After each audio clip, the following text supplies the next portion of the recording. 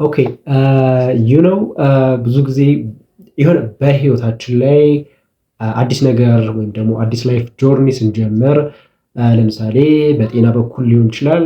የአጠቃላይ የጤና ሁኔታችን ለማሻሻል ስንፈልግ አሊያም ደግሞ ከኢንተሌክት ጋር በተያያዘ እውቀታችንን ማሻሻል ስንፈልግ ትምህርት ለመጀመር ስንፈልግ እንጀምርና አንዳንዴ የማቋረጥ የመተው እንዲሁም ደግሞ ያለመጨረስ ነገር እናሳያለን። አብዛኛው ችግሩ እንግዲህ ቀጥሎ የምነግራችሁን ሁለት ነገሮችን ባለመተግበር ወይም ባለመከተብ ሊሆን እንደሚችል ለማሳየት ነው። በዛሬ ቆይታዬ እነዚህ ሁለት ነገሮች ህይወቴ ላይ በጣም የጠቀሙኝ፣ ያገዙኝ፣ የረዱኝ አሁን ላይ በተለይ ግን ኮንሺየስ ሆኜ እየተጠቀምኳቸው ያለሁትና ማድረግ ካለብኝ ማከናወን ካለብኝ እቅሬ ካስቀመጥኩት ያንን ነገር ማድረግ እንዳለብኝና የምፈልገው ውጤት 100% ባይሆን እንኳን ግን የሆነ የተሻለ ፐርሶናሊቲ እንዲኖረኝ ያስቻሉ ሁለት ወሳኝ የህይወት ክፍሎችን ዛሬ እነግራችኋለሁ ማለት ነው። እነሱም ዲሲፕሊን እና ኮንሲስተንሲ ይባላሉ። ባይዞ እነዚህ ሁለት ቃላቶች በብዙ መንገድ በመጽሐፍ ሊሆን ይችላል፣ በቪዲዮ በብዙ ነገሮች ሰምታችኋቸው ልታውቁ ትችላላችሁ። ነገር ግን ሲተገበሩ ፕራክቲስ ሲደረጉ ያለንን ላይፍ ሼፕ የሚያደርጉ እጅግ ወሳኝ ነገሮች ናቸው።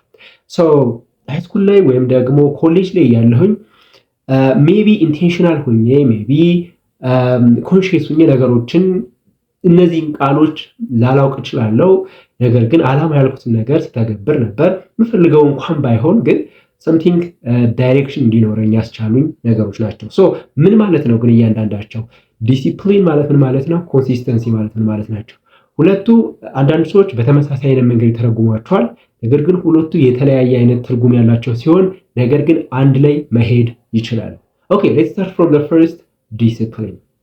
ዲሲፕሊን ማለት አንድ ያስቀመጥነውን ነገር ያቀድነውን ነገር መሆን አለበት ማድረግ አለብን ብለን ያስቀመጥነውን ነገር በቅድም ሊሆን ይችላል በሐሳብም ሊሆን ይችላል ያንን ነገር ማድረግ ማከናወን መፈጸም ለዛ ነገር ተገዢ መሆን ተመቸንም አልተመቸንም።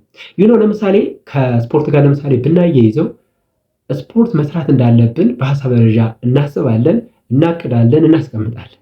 ነገር ግን ሁኔታዎች ዛሬ መሆን የለበትም በሚቀጥለው ዓመት፣ በሚቀጥለው ሳምንት፣ በሚቀጥለው ወር እያል ፕሮክራስቲኔት አለማድረግና በዛ ባስቀመጥነው ልክ መመራትና ለዛ ነገር ዴዲኬትድ ሆነን መስራት መቻል ዲሲፕሊን ይባላል።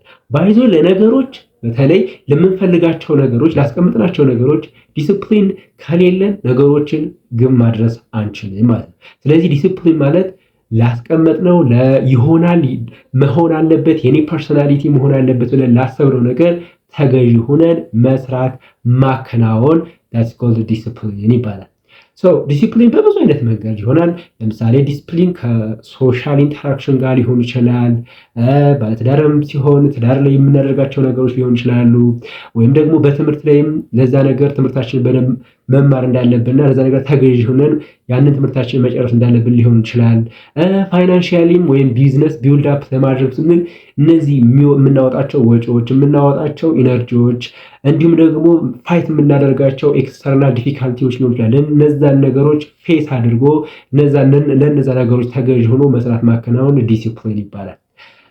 ለእኔ ዲሲፕሊን በጣም የጠቀመኝ ነገር ነው። ለምሳሌ ከስፖርት ጋር በተያያዘ ሲጀምር አካባቢ በጣም ያስቸግረኝ በጣም ምንድነው ይሄ ስትሄድ ኖርማሊ በሐሳብ ደረጃ ጥሩ ሆኖ ግን ፕራክቲካሊ በጠዋት መነሳቱ ራይት እዛ ሄዶ ላብ እስከሚወጣ ድረስ ስፖርት መስራቱ ኢቭን ከዛ ጋር የተያያዙ ነገሮች ደግሞ መመገብ ያለብንና መመገብ የሌለብን ነገሮች ሪስትሪክት ማድረጉ በጣም ከባድ ነው። ነገር ግን አንዴ ለዛ ነገር ተገዢ ከሆነ ያንን ነገር ማድረግ ከቻልን ግን በጣም ጥሩ የሚባል ፐርሶናሊቲ ኢቭን በምንፈልገው 100% ባይሆን እንኳን ግን ከነበርንበት የተሻለ ሰው እንድንሆን ያደርገናል። ስለዚህ ዲሲፕሊን ማለት ይሄ ነው ማለት ነው። ኦኬ what about consistency? ብዙ ሰው ኮንፊውዝድ የሚሆንበትና በተመሳሳይ መንገድ የሚተረጉመው ደግሞ ኮንሲስተንሲ ይባላል። ኮንሲስተንሲ ግን ማለት የዲሲፕሊን ጥርቅም ሲሆን አንድ ፓርቲኩላር ነገር ሳይሆን ማስቀጠል መቻል። ኮንሲስተንሲ ለምሳሌ አንድ ኤክሰርሳይዝ ለምሳሌ በሳምንት 3 ቀን መስራት ሊሆን ይችላል። ያንን ነገር ማስቀጠል መቻል በሳምንት 3 ሁሌም መስራትና ማስቀጠል መቻል። ትምህርት ጀምረን ከሆነ ወይም አዲስ ኮርስ መማር ከፈለግ ያንን ከጀመርንበት ጀምረን እስከምንጨርሰው ድረስ ማስቀጠል መቻል። ስለዚህ እያንዳንዷ ነገር እያንዳንዷ ፓርቲኩላር የሆነ አክቲቪቲ ወይም ዲሲሽን ዲሲፕሊን ይባላል። ነገር ግን ያ የዛ ጥርቅምና ኮንቲኒቲ ኮልድ ኮንሲስተንሲ ይባላል ማለት ነው። ሶ ዲሲፕሊን ኖሮ አንዳንዴ ኮንሲስተንሲ ከሌለን ዋጋ አይኖረውም። ለምሳሌ ለአንዴ ለሁለቴ ያንን ነገር ልንሰራው እናደርገው ይሆናል። ነገር ግን ያ የህይወት ግብ እስከሚመታልን ድረስ ለምሳሌ በኤክሰርሳይዝ ደረጃ እድሜ ልክ ኤክሰርሳይዝ ማለት የእድሜ ልክ ስራ ነው። ኢቭን መማር ቢባል የምንማራቸው ነገሮች ይወስኑታል። መማር ማንበብ ዳትሚስ የእድሜ ልክ እንትኖች ናቸው። ስለዚህ እነዛን ነገሮች ባስቀመጥነው እቅድ ራይት ባስቀመጥነው መንገድ መሰረት ማስቀጠል መቻል እና የምንፈልገውን ላይፍ አቺቭ ማድረግ that's called consistency ይባላል። ስለዚህ አንድ ሰው እነዚህ ሁለት ነገሮች every single day አፕላይ ቢያደርግ ላይፉን ከነበረበት የተሻለ ሼፕ ዓላማ ያለውና ነገሮችን ማሳካት የሚችልበትን ሁኔታ መፍጠር ይችላል። ቢካውዝ እነዚህ ነገሮችን ተግባራዊ አድርጌ አሁን ላይ ለምሳሌ ለኤክሰርሳይዝ ራይት በየቀኑ ለ2 ሰዓት ማንበብ እንዲሁም ደግሞ ሌሎችም በጣም ኮንሲስተንት ሆኜ ላለፉት 4-5 ዓመታት የምተገብራቸው አሁን ድረስ ያሉ ነገሮች አሉ። ነገር ግን እነዚህም ብቻ መያዝ ሳይሆን አንደኛ ሌቭል አፕ ማድረግ ወይም ማሳደግ ወይም አፕዴት ማድረግ፣ ሁለተኛ ደግሞ ሌሎች አዳዲስ ነገሮችን መሞከር በጣም አስፈላጊ ነው። ይህም በማድረግም የተሻለ ፐርሶናሊቲ ከነበር እኔ ራሴ ሰው ሊነግር ይችላል፣ ሌላ ኤክስተርናል ቦዲ ሊነግር ይችላል። ግን ለራሴ ምን አይነት ፐርሶናሊቲ፣ ምን አይነት ቢሄቪየር፣ ምን አይነት ቲንኪንግ፣ ነገሮችን የማይበት መንገድ፣ ምን አይነት አቲቲዩድ እንደነበረኝ አውቃለሁ። ስለዚህ እነዚህ ነገሮች ግን አፕላይ በማድረጌ አሁን ላይ that means better የተሻለ ሰልፍ ዳይሬክቲቭ የሆነ አይነት ፐርሶናሊቲን እንዲኖረኝ አስችሎኛል ነው። ሶ apply these two principles and change your life።